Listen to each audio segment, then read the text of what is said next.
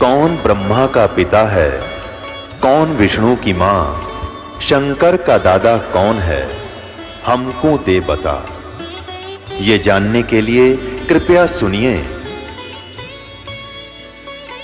जगत गुरु तत्वदर्शी संत रामपाल जी महाराज के अमृत वचन सर्व पवित्र धर्मों के पवित्र शास्त्रों के आधार पर।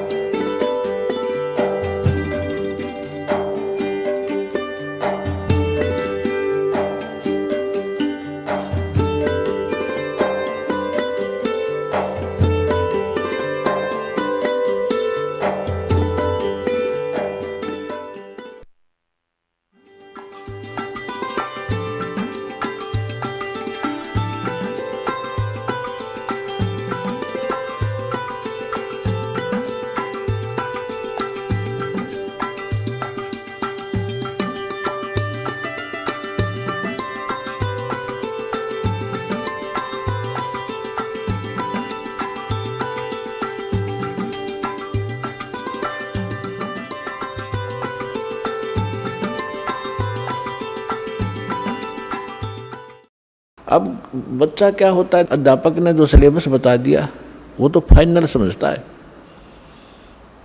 जो कहा ठीक है जी। इतना बड़ा सेठ मन में आई कि तीर्थों का भ्रमण किया जाए। उस समय परमात्मा जिस समय मिले उनकी एज भी 60-62 के आसपास हो चुकी थी। साधना उद्देश्य से तीर्थ भ्रमण करने के लिए अपनी धर्मपत्नी की राय ली। उनकी धर्मपत्नी का नाम आमिना था। उससे आज्ञा लेकर के वो चल पड़ा कि मैं तीर्थ भ्रमण करना चाहता हूँ, तीसरा आश्रम आ गया है। तो जैसे भी आज्ञा लेकर चल पड़े। भ्रमण करते करते वो मथुरा के अंदर उस स्थान पर पहुंच के जहाँ पर ये माना जाता था कि यहाँ पर हमारे बाल गोपाल श्री कृष्ण भगवान जब यहाँ रहा करते मथुरा में, इस सरोवर में स्नान किया करते थे। उस स्थान पर पहुँच के जहाँ पर ये माना जाता था कि यहाँ पर हमारे बाल गोपाल श्री कृष्ण भगवान जब यहाँ रहा करते मथुरा में, इस सरोवर में स्नान किया करते थे। और फिर वहाँ जाकर के एक गिरिराज बोलते हैं उसको, जिसको भगवान श्री कृष्ण ने उठाया था जब इंद्र देवता स्वर्ग का राजा अपनी पूजा न करने से अक्षुब्ध होकर के व्रज को डुबोना चाहता था अधिक वर्षा करके। तो श्री कृष्ण जी ने उस पहाड़ को उठा के और पूरे ब्रज पर फैला दिया था। वर्षा खूब हुई थी और इंद्र थक गया था वर्षा कर करके, और वो कुछ बिगाड़ नहीं सका ब्रज का। तब उसने अक्षमा याचना की थी। तो उस स्थान पर भ्रमण करके, उस गिरिराज की परिक्रमा करके हम अपना मोक्ष मानते थे। उस सरोवर में स्नान करके हम मोक्ष मानते रहे। इसी उद्देश्य से धर्मदास साहिब जी भटक रहे थे, वहाँ पहुँच गए। सुबह सुबह उठे, उस सरोवर में स्नान किया जिसमें जल अधिक था नहीं, क्योंकि हम उसमें नहाना इसलिए उचित समझते रहे कि इससे मोक्ष होगा, चाहे गहरा भी क्यों ना हो, उसमें कीचड़ भी क्यों ना हो, हमें तो भगवान चाहिए। लेकिन परमात्मा कहते हैं, कबीर इस संसार ने समझाऊँ कै बार, और ये पूछ पकड़ कर भेड़ की और उतरा था मैं पार। गरीबदास जी कहते हैं कि भेड़ पूछ को पंडित पकड़े, ये भादो नदी विहंगा, गरीबदास व भवजल डूबे, जिन नहीं साध सत्संगा। जिनको संत नहीं मिलते, सत्संग नहीं मिलता, तो वो भवजल के अंदर ऐसे डूब जाते हैं जैसे भादों के अंदर नदियाँ। भादों महीने में बहुत ज़बरदस्त वर्षा होती थी और सभी दरिया बह कर चल पड़ती थी, फुल स्विम पर ओवरफ्लो हो करने को हो जाती थी। और उस समय कोई ये कहे दरिया पार करने के लिए भेड़ की पूंछ पकड़ तुझे पार कर देगी, नहीं, उसका ये साधन नहीं है पार होने का। पार होने के लिए नौका, लीक प्रूफ नौका हो, और उसका चालक ट्रेंड हो, तब वो पार होंगे। ये साधन है प्रॉपर। और जो साधनाएं आप कर रहे हो, परमात्मा बताया करते थे कि ये तो भेड़ की पूंछ पकड़ा रखी तुम्हारे कोई नकली गुरुओं ने, तुम्हें डबोएंगी, तुम भौजल में डूब जाओगे, ऐसे चक्रव्यूह में फंस जाओगे, 84 लाख योनियां भोगोगे, तुम्हें समझ में नहीं आएगा।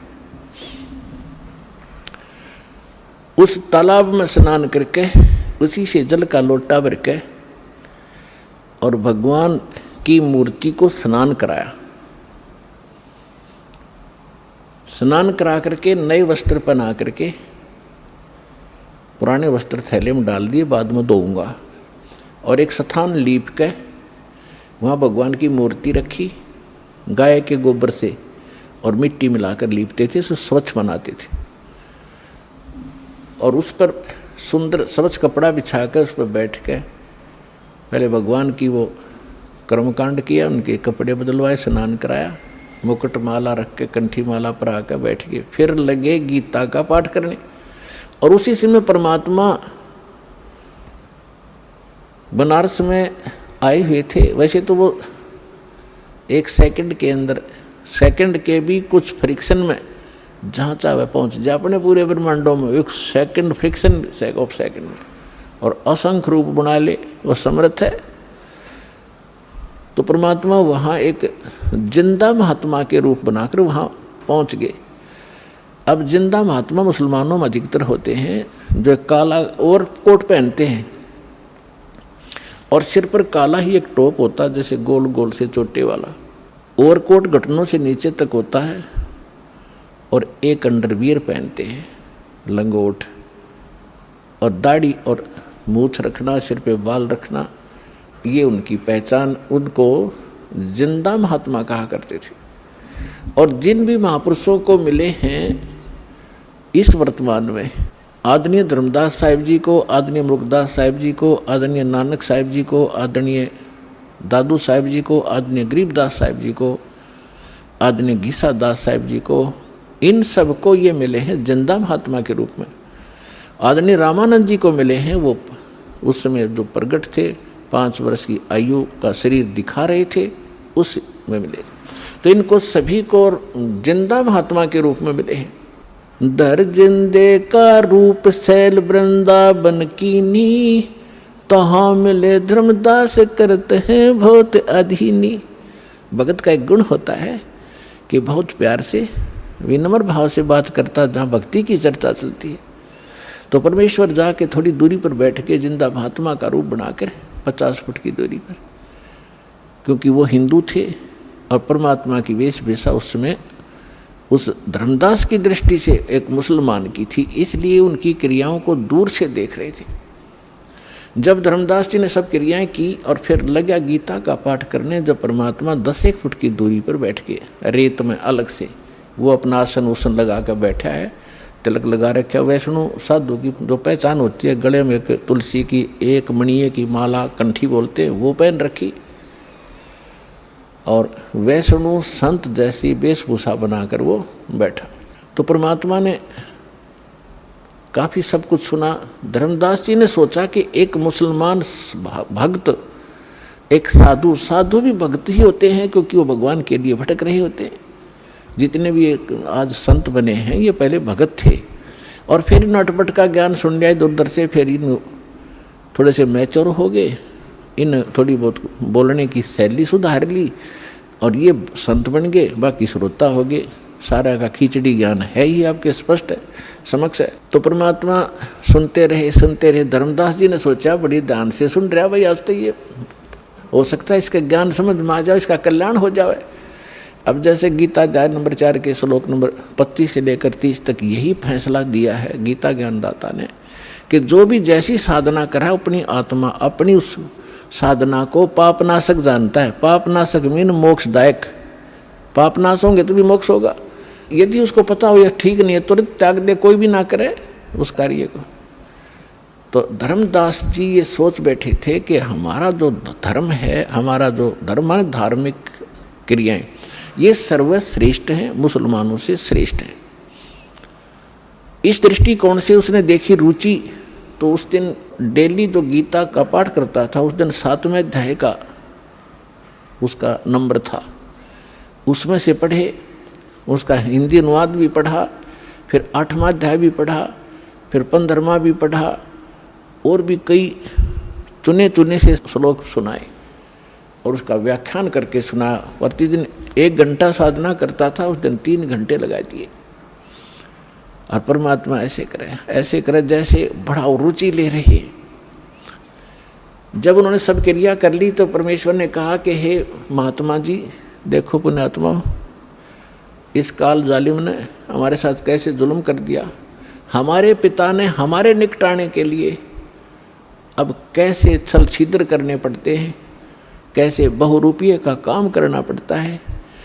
उस 2 कौड़ी के जीव धर्मदास को तो कहते हैं हे महाराज जी, और स्वयं कहते अपने आप को कबीर दास, मैं दास हूँ, मैं भटका हुआ हूँ और मैं सब महापुरुषों के पास जा चुका हूँ, परमात्मा के लिए घर से निकला हूँ और मुझे कोई सही मार्ग मिल नहीं रहा। आज मैंने आपका ज्ञान सुना, कुछ मेरा खिंचाव हुआ, मैं आपसे परमात्मा की जानकारी चाहता हूँ। अपने आत्माओं, जब ऐसे अधीन होकर कोई पूछता है तो हमारी इच्छा बनती है कि बताएं इसको, ये तो भ्रमित है, दूसरे मार्ग मुसलमान है। हिंदू मुसलमानों को इसलिए बुरा मानते थे कि ये मांस खाते हैं, अहिंसा करते हैं, पापी बने हुए। तो इस दृष्टिकोण से उन्होंने समझाया कि इसके पाप बच जाएंगे यदि हमारे धर्म को स्वीकार कर लेगा। तो कहने लगा, धर्मदास जी ने कहा कि कैसा लगा ज्ञान, कि बस पूछो मत, गदगद हो गया हूँ। कबीर परमात्मा बोले, मैं दीक्षा लेना चाहता हूँ आपसे। मालिक को पता था कि इतना बुद्धिमान है, ये ऐसी गलती करेगा नहीं। तो धर्मदास जी ने कहा, देखो जी, मैं तो भक्त हूँ और मेरे गुरु जी हैं रूपदास जी, वैष्णव परंपरा से मेरा संबंध है, हम रामकृष्ण की पूजा किया करते हैं और मैं उनसे दीक्षा दिला सकता हूँ आपको। मैं दीक्षा का अधिकारी नहीं हूँ। यदि कोई अनधिकारी दीक्षा देता है वो यूजलेस होती है और वो स्वयं भी दोषी होता है और सामने वाले को भी, शिष्य को भी कोई लाभ नहीं हो सकता। इसलिए मैं आपको दीक्षा नहीं दे सकता, आप मेरे गुरु जी के पास चलिए। अब परमात्मा ने कहा, ठीक है, मैं आपके गुरु जी के पास चलूंगा, मुझे तो दीक्षा चाहिए, मोक्ष चाहिए, लेकिन उससे पहले मेरी कुछ शंकाएं हैं, उनका समाधान चाहूँगा। हाँ बोलो बोलो। धर्मदास जी बोले, बोलो बोलो, क्या शंका है? एक तो मुझे बताओ कि मैंने क्या क्या क्रिया करनी पड़ेंगी और क्या नहीं करनी पड़ेंगी। धर्मदास जी ने बताया कि देखो, जीव हिंसा नहीं करनी, महापाप होता जीव हिंसा करने का, और जो जीव हिंसा करते हैं वो कभी मोक्ष प्राप्त नहीं कर सकते, वो आजीवन भटकते रहते, चाहे बेशक भक्ति करो। परमात्मा बोले, ठीक है, मैं त्याग दूंगा, कुछ नहीं करूंगा। फिर कहा कि हमारे गुरुजी नाम देते हैं रामकृष्ण का, वो नारे जैसे माँ भी बोल रहा था, हरे राम हरे कृष्ण कृष्ण कृष्ण हरे हरे। तो ये लाभ जब देंगे जब आप उनसे ले लोगे, अपनी मर्जी से करने से कोई लाभ नहीं होगा। बोला, ठीक है जी। परमात्मा बोले, बहुत अच्छा। और 68 तीर्थ करने होते हैं, मैं 68 तीर्थ कर करके आया हूँ और ये मैं आज मथुरा में और आगे जाऊँगा, अभी कर रहा हूँ, उसी भ्रमण पर निकला हूँ। एकादशी का व्रत करता हूँ मैं, गुरुजी ने बता रखी है, और रामकृष्ण का जाप जपा करते हैं। तो परमात्मा ने बोला, पूछा कि ये श्रीमद् भगवत गीता जो आप पढ़ रहे थे कौन सा ग्रंथ है? कि ये श्रीमद् भगवत गीता है। ये ज्ञान किसने लिखा है? कि भगवान ने खुद बोला है। श्री कृष्ण को भगवान मान रहे थे। बहुत अच्छा, बहुत अच्छा, ठीक है। तो भगवान ने, अभी आप पढ़ रहे थे कौन से अध्याय तो मैं बता नहीं पाऊंगा आपको, लेकिन अभी आप कह रहे थे कि उसमें लिखा, अब दास आपको बताएगा जब आप समझोगे। भगवान की उनकी वार्ता एक गोलमोल थी, लेकिन अब प्रमाणित करना पड़ेगा उन्होंने कौन से शब्द बोले थे। गीता अध्याय नंबर 8 के श्लोक नंबर 13 में श्रीमद् भगवत गीता जो आप पढ़ रहे थे उसमें लिखा है, वो आप पढ़ रहे थे कि ओम इति एकाक्षरम ब्रह्म विहारण माम अनुस्मरण ये परियाति तजन देहम सयाति परमाम गतिम। मुझ ब्रह्म का, गीता बोलने वाला कह रहा है, मुझ ब्रह्म का केवल एक ओम मंत्र है, इति, यही बस, ये एक अक्षर है। और इसका अंतिम सांस तक स्मरण करता हुआ जो शरीर त्याग कर जाता है वो परम गति को प्राप्त होता है। अच्छा, एक बात और पूछूंगा मैं आपसे कि मैं साधना करूंगा, राम और कृष्ण की जो जाप बताएंगे गुरुजी वही करनी पड़ेगी, लेकिन क्या ये इस गीता में लिखे हैं? कि बोला नहीं, ये गीता में नहीं लिखे हैं। तो परमात्मा ने कहा कि एक किसान का विवाह हुआ और काफ़ी एजड हो गया, उसका कोई संतान नहीं हुई। जब वो लगभग 60-70 वर्ष का हो गया तब उसको पुत्र प्राप्त हुआ, 60 वर्ष की आयु में। अब उसने सोचा किसान ने कि मैं कभी भी मृत्यु को प्राप्त हो सकता हूँ और मेरे पुत्र को अनुभव है नहीं, कृषि का अभी ये बालक है, इसलिए मैं अपना अनुभव लिख देता हूँ।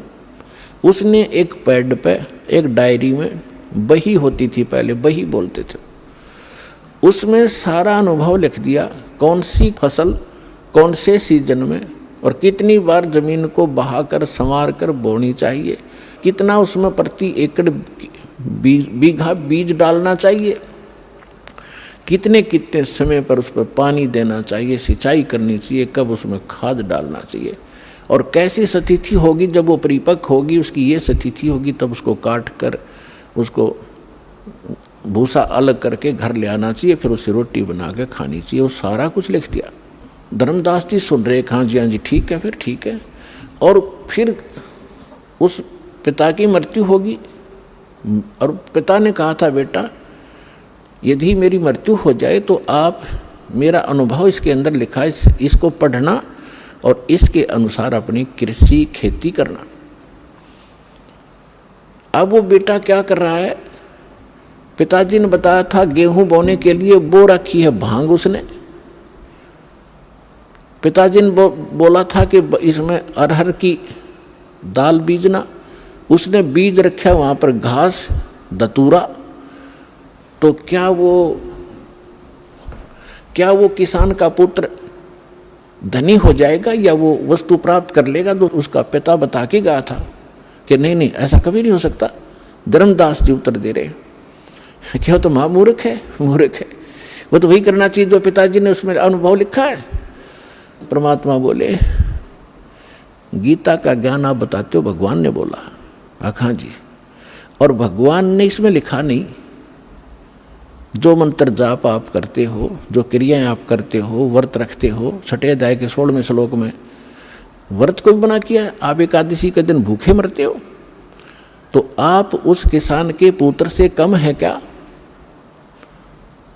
शतब्द हो गया धर्मदास, क्योंकि पुण्यात्मा पहली बार चाहे कितनी सच्ची बात समझा दे पर अंदर स्वीकार्य नहीं होती, उसका रिएक्शन होता है। और लेकिन वो जख्म बना देती है अंदर, ऊपर से चाहे वो कितना बड़बड़ कर ले, लेकिन अंदर जगह बन गई। तो धर्मदास जी थोड़े से नाराज हुए। परमात्मा बोले, देखो जी नाराज ना हो, मैं तो एक शंका का समाधान चाह रहा हूं, आप मेरी शंका का समाधान नहीं करोगे तो कैसी बात बनेगी? धर्मदास चुप हो गया और मन में ये सोच रहा कि तो मुसलमान है, ऐसी बात करेगा ही करेगा। चुप हो गया, मुंह फेर लिया। थोड़ी देर फिर परमात्मा ने कहा कि देखो मेरी बात का प्रश्न का उत्तर तो दो, तभी तो मैं मानूंगा, मेरी गलती हो तो क्षमा करो। परमात्मा ने कहा कि जिस सरोवर में आपने स्नान किया है और इसको मोक्ष मांगते हो, ये आपका तीर्थ स्थल है, इसके अंदर कितने जीव जंतु हैं? आपने स्नान किया, रगड़ रगड़ कर मार डाले करोड़ों। और देखिए लोटा भर के लाया था पानी का, जिससे आपने ये स्थान लीपा है, इसमें कितने जीव जंतु देखो, तेरे इस लोटे में देख ले। और तूने जो भगवान की मूर्ति के स्नान कराने के लिए छान कर लाया था, तू जब छाना था उसमें कितने जीव थे तेरे छालने में, वो सारे मर गए। और आप कहते हो जीव हिंसा नहीं करते? तो इतना कहकर परमात्मा अंतर ध्यान हो गए, उसकी अरुचि देखकर। अब धर्मदास जी को परमात्मा की जो ज्ञान था हृदय में छेद कर गया और पकड़ लिया दिल उसने। हाँ भाई, गीता में है नहीं, राम डरे ढोरे हरे कृष्ण राधे श्याम सीताराम राम साधे राधे श्याम मिला दे। तो खा खइयो साधना 16वें अध्याय के 23वें श्लोक में 24वें श्लोक में गीता में परमात्मा ने बताया उसी दौरान। अभी आप पढ़ रहे थे, आप कह रहे थे कि जो शास्त्र विधि को त्याग कर मनमाना आचरण करते हैं उनको ना सुख होता है, ना कोई सिद्धि प्राप्त होती है, ना उनकी गति होती है। उसके लिए शास्त्र ही प्रमाण है, उसके कर्तव्य और अकर्तव्य की व्यवस्था में, उसके अतिरिक्त किसी की मत मानो। तो है तुम्हारे शास्त्र में कहीं पर ये नाम? धर्मदास जी स्तब्ध हो गए, सिर घूम गया। और फिर भगवान सामने से अंतर ध्यान हो गए तो वो और ज्यादा चिंतित हो गए कि इतना विद्वान पुरुष, भगवान तो नहीं माना उसने, लेकिन ये जरूर मान लिया कोई महापुरुष सिद्धि वाली थे और कितना बढ़िया ज्ञान बताया। और मैं महामूर्ख, आगे ज्ञान सुना नहीं, मेरी मंद बुद्धि, दुर्भाग्य मेरा। और ये कैसा गंदा ज्ञान मेरे अंदर समा चुका है, मैंने सत्य ज्ञान को स्वीकार नहीं किया। ऐसी बहुत गलानी बनी, लेकिन अब बने क्या? रोने के सिवा कुछ शेष नहीं था। सारी रात करवट ले ले रात बिताई और रह कर पर अर्ज की, हे भगवान उस महात्मा को फिर मिला दे। हे परमात्मा, कौन था वो? भगवान था ही क्या? एक बार मुझे फिर से मिले, मैं सारी बात सुनूंगा। सारी रात बैठ कर रो रो के काटी। सुबह उठा वक्त से उसने सोचा तू रोटी बना ले और फिर खोज करूंगा उस संत का कि तो बैठा पा गया तो यहाँ तीर्थों पर। सुबह उठा, एक मोटी लकड़ी जंगल से तोड़कर श्याम ने ला रखी थी, ला के रखी हुई थी। वह मोटी लकड़ी चूल्हे में लगाई, उसके साथ सहयोगी लकड़ी जला करके अग्नि जला दी लगा करके। वह मोटी लकड़ी कुछ गिल्ली सी थी, ज़्यादा गिल्ली नहीं थी पर थोड़ी थोड़ी ठीक सी थी। और उसके पिछला हिस्सा जो कटा हुआ था और वो थोड़ी सी थोथी थी, दुरकी दुर होलो थी, उसके अंदर सुराख था, उसमें चींटियां भरी पड़ी थी। खाना बना रहा था, खाना बनाते बनाते सुबह उठकर वक्त से बनाने लगा तो निकट जब वो लकड़ी आई, उसका एंड, लास्ट एंड आया लकड़ी का, तो उसका ध्यान पड़ा। सारी भात बना ली, रोटी बना ली, क्या देखा कि चींटियां अंडे मुंह में लेकर सफ़ेद सफ़ेद और उस लकड़ी से बाहर निकलने का प्रयत्न कर रही है। लकड़ी के एंड पर एक तरल पदार्थ उबल रहा है, गर्म होने के कारण वो बाहर निकलती है, उसमें गिर कर चटक चटक जल रही है। जब धर्मदास जी ने देखा कि वो तेरे की आज तो अनर्थ हो गया, आज तो जुल्म हो गया, इस सारे भात में ना जाने इतनी लंबी लकड़ी में 2-2.5 फुट की लकड़ी जल गई है, इसमें तो करोड़ों चींटी मर गई, विद एग, अंडों समेत मर गए हो। भगवान, आज जैसा पाप अपराध मुझसे कभी नहीं हुआ होगा। तुरंत शेष लकड़ियों को बुझा, जल डाला। अब सोचा कि इस पाप से बने हुए अन्न को मैं कैसे खाऊं, आज तो बहुत अपराध हो गया। उसने सोचा आज मैं निराहार रहूंगा, इस आहार को किसी साधु संत को खिला दूंगा, मैं पाप मुक्त हो जाऊंगा। भक्त श्रद्धालु जैसी उनकी आत्मा अलाउड करती है, उसी तरह अपने को पाप मुक्त करने की वो चेष्टा किया ही करते हैं, शायद ऐसे बच जाऊं। अब सारे उस भोजन को लेकर थाली में रख के कपड़ा ढक के और चला संत की खोज में। अब हम क्या सोचा करते थे, हम हिंदू वर्ण में हम सोचते थे अब उस सारे भोजन को लेकर दरके थाली में और साफ कपड़ा ढक के और चला संत की खोज में। हम साधु संत को किसको मानते हैं? या दाढ़ी बड़ी हो, सिर पे बाल हो बड़े बड़े, लाल कपड़े पहन रखे हो, गले में माला हो, या कतीनी वस्त्र हो, राख लपेट रखी हो, लंगोट बांध रखा हो ओनली, या मूंड मुंडा रखा हो, कति गोटम गोट हो, लाल कपड़े अवश्य हो, हम ऐसे को संत मानते हैं। तो परमात्मा ने ऐसे एक साधु का रूप बनाया, लाल कपड़े पहन के, दाढ़ी मूछ थी ही, और उनको बांध के जैसे ये ऋषि में ऋषि वागर हिंदुओं के ऐसे बैठ गए एक वृक्ष के नीचे। धर्मदास जी की नज़र पड़ी कि हाँ संत बैठे हैं। जाते ही थाली रखती और कहा भगवान भोजन पाओ, दास का भोजन पाओ। परमात्मा बोले रख दे भाई, धर्मदास मुझे भूख लगी है। जब उन्होंने धर्मदास नाम कहा तो सामने देखा, लेकिन परमात्मा का रूप अन्य था, नहीं पहचान सका। उसने सोचा मैं भंडारे करता रहता हूँ, साधु संत आते हैं, जानते होंगे मुझे। ज्यों ही थाली रखी, परमात्मा के पास एक करमंडल था, लोटा, उसमें से जल उठाया कबीर परमेश्वर ने और उसको मंत्र पढ़ा अन्नदेव की आरती का एक, और पूरी भात पर छींटे मार दिए, उस सारी भोजन पर, थाली में एकदम सारा भोजन, रोटी भी, दो भी सब्जी थी, सब कुछ चीटी बन गई। वह थाली काली होगी और अंडे मुंह में लेकर वो बाहर निकलने का प्रयत्न कर रही है। तो परमात्मा उसी रूप में हो गए जो पहले दिन वार्ता हुई थी, जिंदा वाले भेष में। तब धर्मदास जी ने देखा कि सचमुच ये तो वही महापुरुष है। तब परमात्मा ने कहा, अरे अत्यारे, कल क्या कह रहा था तो कि जो जीव हिंसा करते हैं वह कभी मोक्ष प्राप्ति नहीं कर सकते, और तेरे से तो कसाई भी अच्छा, तो कसाई से भी बुरा तने कितने जीव मार दिए। चरणों में गिर गया, पैर पकड़ दिए, कहा भगवान ज्ञान बता दो, हम तो अंधे हैं, हमारी बुद्धि तो कति झेरे कुएं जैसी है। जो ज्ञान हमने आज तक सुना और उसी को हम सत्य मान रहे थे, आपका ज्ञान पहली बार सुनने से मन को स्वीकार्य नहीं हुआ। हे भगवान, अब मैं आपका सारा ज्ञान सुनूंगा। तो परमात्मा उनको लगे बताने, अपने आत्माओं, जैसे तुलसीदास जी ने लाखों वर्ष पहले घटी घटना रामायण वाली अपनी दिव्य दृष्टि से देखकर अपनी भाषा में उसको पुनः एज इट इज चित्रार्थ कर दिया, जो आज पूरे हिंदू समाज को मान्य है। घटना वही है, सिर्फ भाषा में अंतर कर दिया, कोई अंतर नहीं। इसी प्रकार परमेश्वर कबीर जी को प्राप्त होने के उपरांत परमेश्वर ने गरीबदास जी का ज्ञान योग खोल दिया। अब ये जो हमारी जो दिव्य दृष्टि है, ये समझो एक दूरबीन है जो दूरदर्शी होती है, सूक्ष्मदर्शी होती है, ऐसी दूरबीन समझो। और इसकी अक्षमता होती है।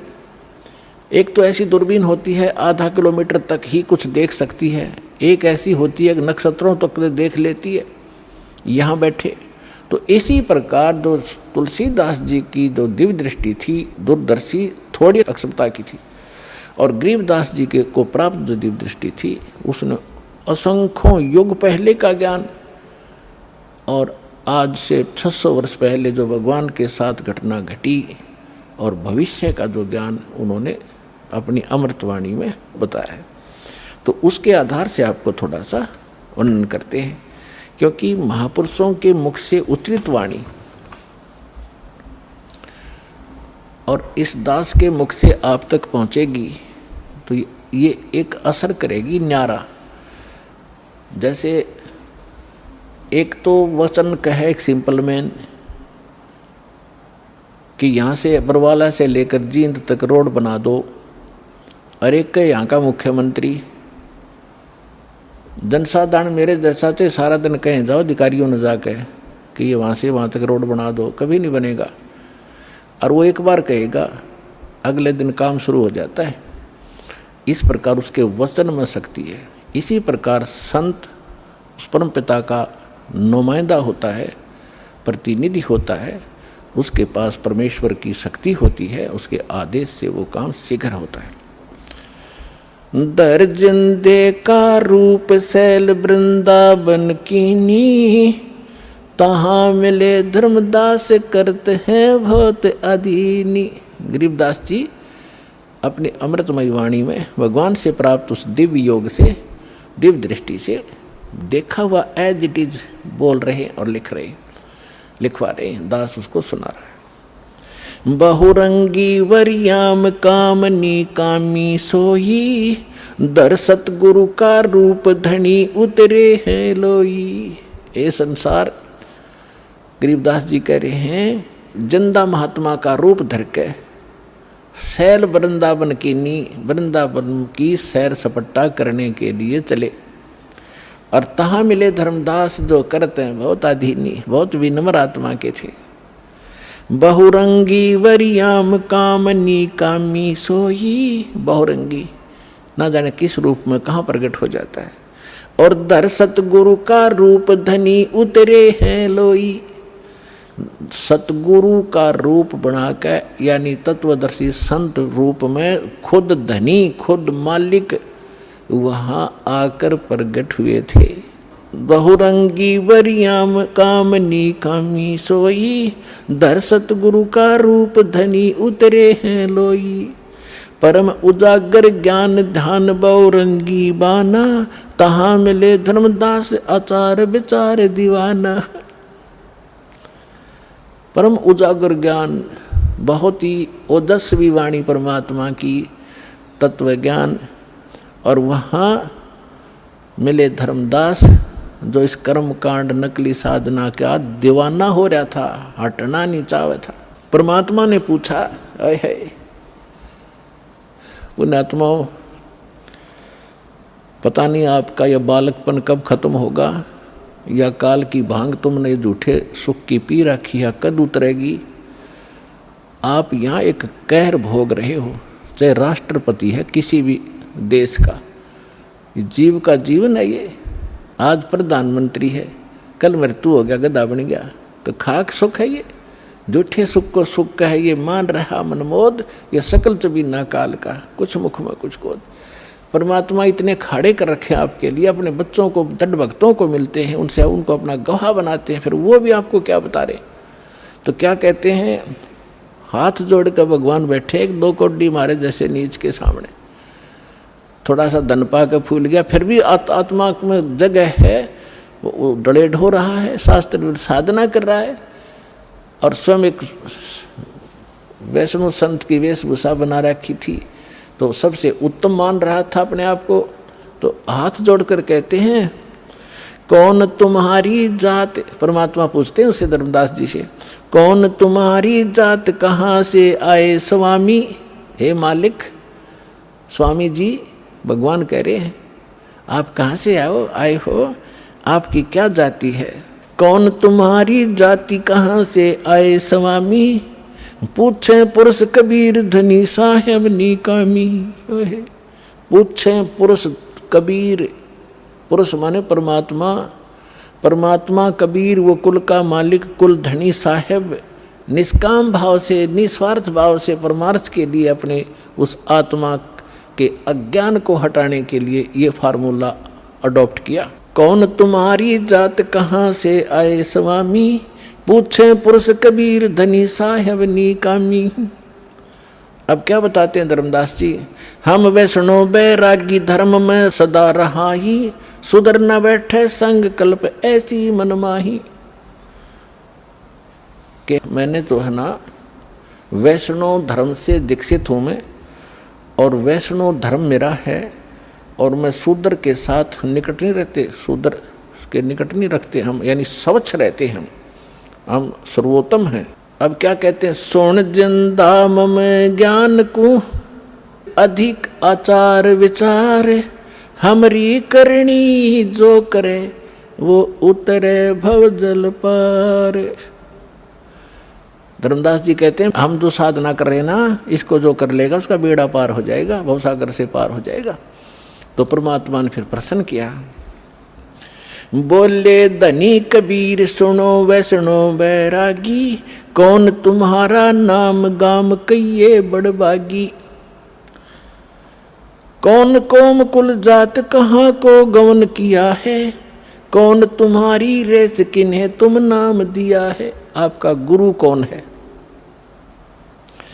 कौन तुम्हारा ज्ञान ध्यान सुमरण है भाई, कौन पुरुष की सेव कहाँ समाधि लगाई। तुम किस भगवान की सेव माने पूजा करते हो, किस पुरुष की, और कहाँ समाधि लगाते हो। को आसन को गुफा के भर मत रहो सदाई, सालिग सेवन कीन बहुत अति भार उठाई। आपका कोई स्थान ठिकाना है, आश्रम है, कोई गुफा है, या कहीं या ऐसे रमते राम घूमते फिरते ही रहते हो, और आपने ये सालिग्राम वगैरह ले रखे हैं, बड़ा भार उठा रखा है। झोली झंडा दीप धूप तुम अधिक आचारी, बोले धनी कबीर भेद कइयो ब्रह्मचारी। हमको पार लंघाइयो परम उजागर रूप, जिंद कहे धर्मदास से तुम हो मुक्ति स्वरूप।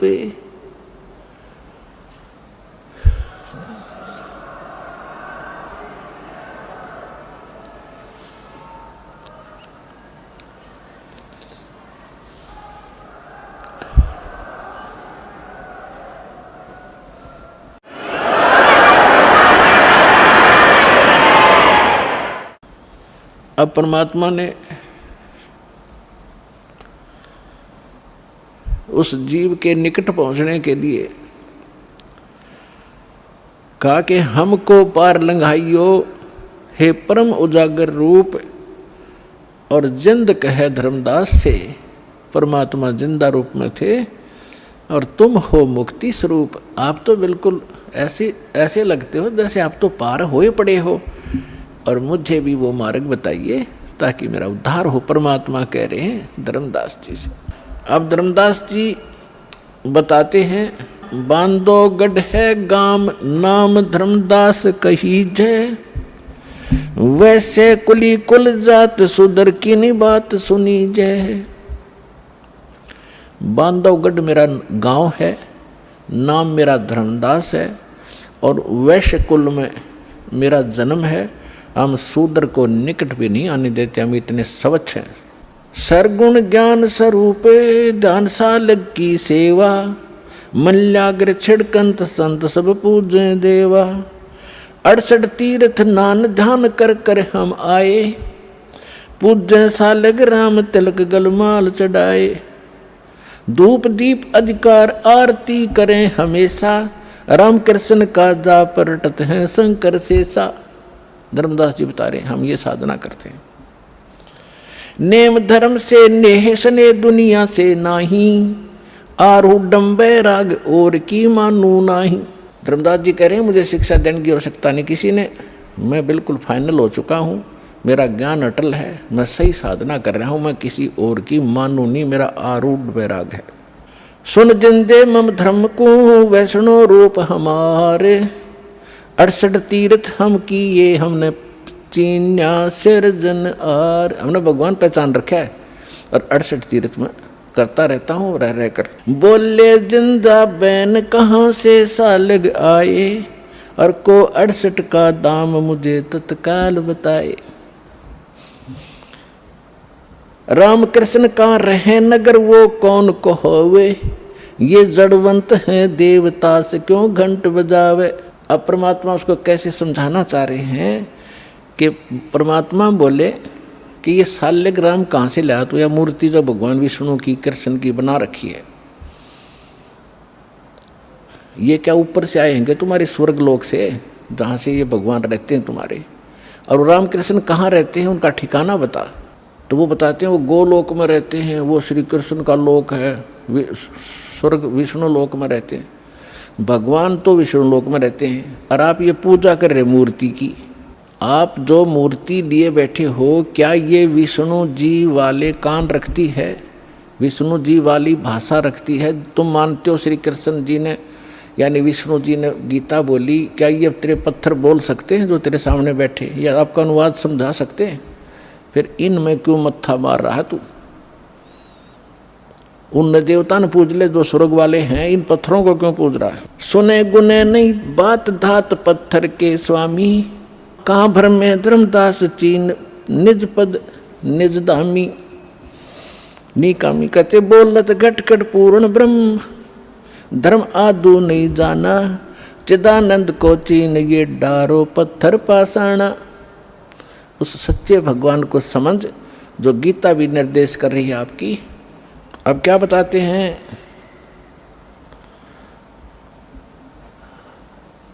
बोलत घट घट पूर्ण ब्रह्म, धर्म आदू नहीं जाना।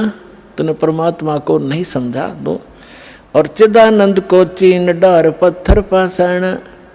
वो सचिदानंद घन ब्रह्म को पहचान, इन पत्थर और इन पाषाण को पटक दे। जैसे गीता अध्याय नंबर 18 के श्लोक नंबर 62 में कहा कि अर्जुन तू सर्वभाव से उस परमेश्वर की शरण में जा, उसकी कृपा से तो परम शांति को और सनातन परम धाम को प्राप्त होगा। तो आप मान लो श्री कृष्ण गीता बोल रहा है तो वो तो खुद कह रहा है विष्णु तो कि कोई और है भगवान, उसकी शरण में जाइए। गीता अध्याय नंबर 7 के श्लोक नंबर 29 में गीता ज्ञानदाता कहता है कि जो मेरे ज्ञान का आश्रय कर लेता है और तत्वदर्शी संत की खोज कर लेता है, फिर वो तत्व ज्ञान को प्राप्त प्राणी वो तत्ब्रह्म की पूजा करता है। जो प्राणी जरा और मरण से मोक्ष छुटकारा पाने के लिए, जरा माने वृद्ध अवस्था का कहर, बुढ़ापे का दुख और मृत्यु दुख, दो कहर जीव पर यहाँ पर प्रत्यक्ष टूटते हैं। कहते हैं जिनको ये ज्ञान हो गया, इस संसार की यहाँ की इस नकली लोक की कोई इच्छा नहीं रखते वो व्यक्ति, तत्व ज्ञान प्राप्त प्राणी, वो केवल जरा और मरण से छूटने का जो प्रयत्न कर रहे हैं वो तत्ब्रह्म से परिचित हैं और सारे अध्यात्म ज्ञान से परिचित हैं, सब कर्मों से परिचित हैं।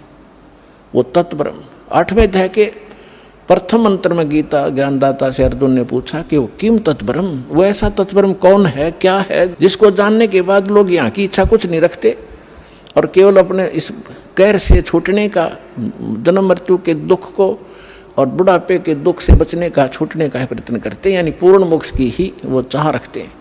वो किम तत्ब्रह्म 8वें अध्याय के प्रथम मंत्र में गीता ज्ञानदाता से अर्जुन ने पूछा। गीता ज्ञानदाता ने 8वें अध्याय के 13वें श्लोक में कहा कि वो परम अक्षर ब्रह्म है। वो तो गीता ज्ञानदाता से अन्य है। गीता अध्याय नंबर 15 के श्लोक 1 से 4 और गीता अध्याय नंबर 15 के 16-17 श्लोक में स्पष्ट किया है, इन सभी प्रभुओं की जानकारी दी है। अक्षर पुरुष एक पेड़ है, सरपुरुष वा की डार, तीनों देवा रजगुण ब्रह्मा सतगुण विष्णु तम गुण शिव जी, ये शाखा है पात रूप संसार। और मूल कौन है? वो परम अक्षर ब्रह्म है।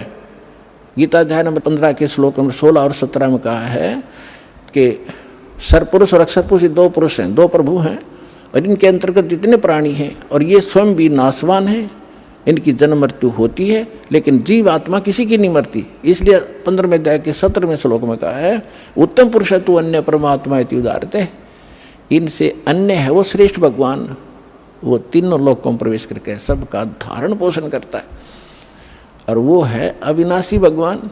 तो परमात्मा ने कहा कि आपका गीता ज्ञानदाता कहता है 15वें अध्याय के 4थे श्लोक में कि अर्जुन उस तत्व ज्ञान की प्राप्ति के उपरांत परमेश्वर के उस परम पद की खोज करनी चाहिए जहाँ जाने के बाद साधक फिर लौटकर कभी संसार में नहीं आते। और जिस परमेश्वर ने संसार रूपी वृक्ष की रचना की है, सारे ब्रह्मांडों की रचना की है और अपने विषय में खुद कहता है दूसरे अध्याय के 12वें श्लोक में, चौथे अध्याय के 5वें और 9वें श्लोक में और 10वें अध्याय के दूसरे श्लोक में कि अर्जुन तेरे और मेरे बहुत जन्म हो चुके हैं, तू नहीं जानता मैं जानता हूँ। तो वो तो नाशवान है, वो किसी अविनाशी परमात्मा की शरण में जाने और उस स्थान को प्राप्त करने के लिए कह रहा है जहाँ जाने के बाद साधक कभी जन्म मृत्यु में नहीं आते।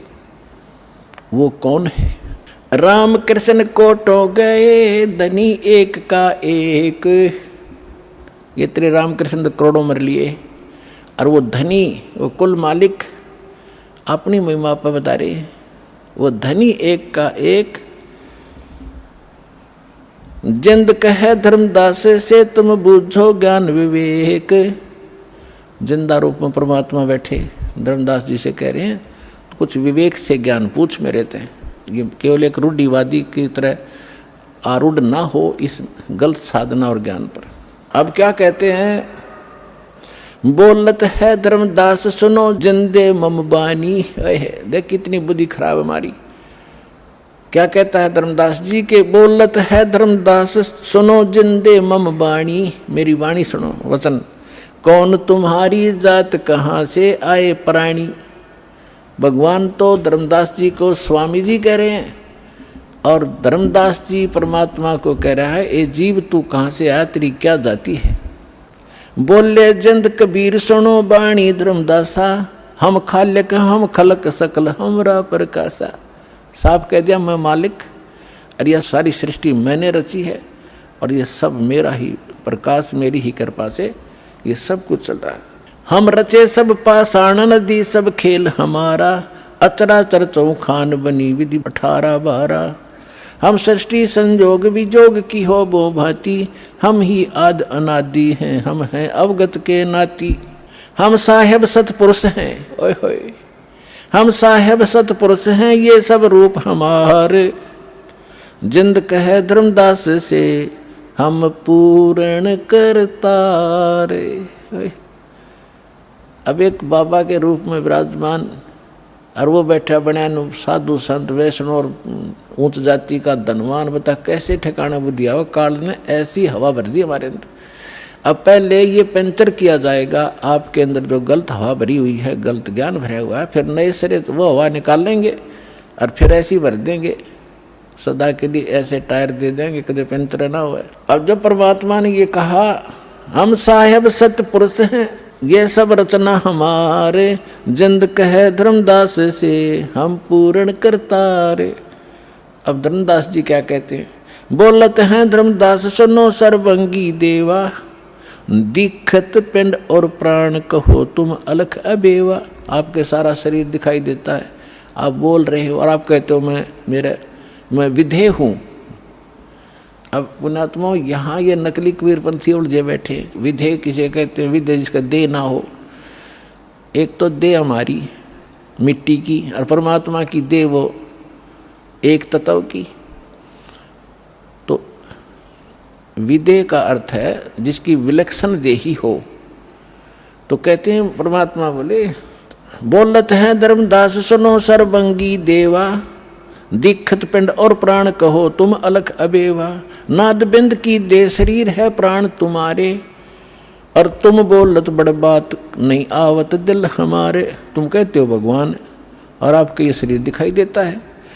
खान पान स्थान देहे में बोलत दीसम, और कैसे अलख स्वरूप भेद कहिए जगदीसम। तुम दिखे मेरे की तरह आदमी सा और आप कैसे भगवान हो, बताइए मुझे।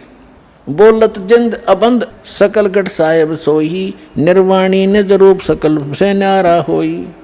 हम ही राम रहीम करीम पूर्ण करतारा, हम ही बांधे से तू संग चढ़े पद्म 18। हम ही रावण मारा लंक पर करी चढ़ाई, हम ही 10 सिर फोड़ देवता की बुंद छुड़ाई। हम ही शक्ति से सती सीता और जति लक्ष्मण हनुमाना, हम ही कल्प उठाए करते हैं हम ही 6 माना। अब क्या बताते हैं परमात्मा कि तेरे रामचंद्र का ब्योत नहीं था, रावण को मार दे या उस समुद्र पर पुल बना ले। हाथ जोड़ के खड़ा रहा 3 दिन थी समुद्र में। जब हमने जाकर के वहाँ एक पहाड़ के चारों तरफ रेखा खींच दी थी अपनी सोटी तय डंडी तय, और वो पत्थर हल्का कर दिया था, फ्लोटिंग बना दिया था सिद्धि तय। और ये अनुमान अर्थ बाद में हमने ठाठा लाए थे और जब बना था। और रावण मरे था राम पर, जब बखलकती अंदर से पुकार की थी हमारे को, जब हमने जाके तीर ठोका था, हम दिखाई नहीं देते, हमारी देह ऐसी है। फिर कहता है बोलत है धर्मदास जननी को थारी। परमात्मा कहते क्षण क्षण में धरती पग धैरू और क्षण में आकाश, हमरी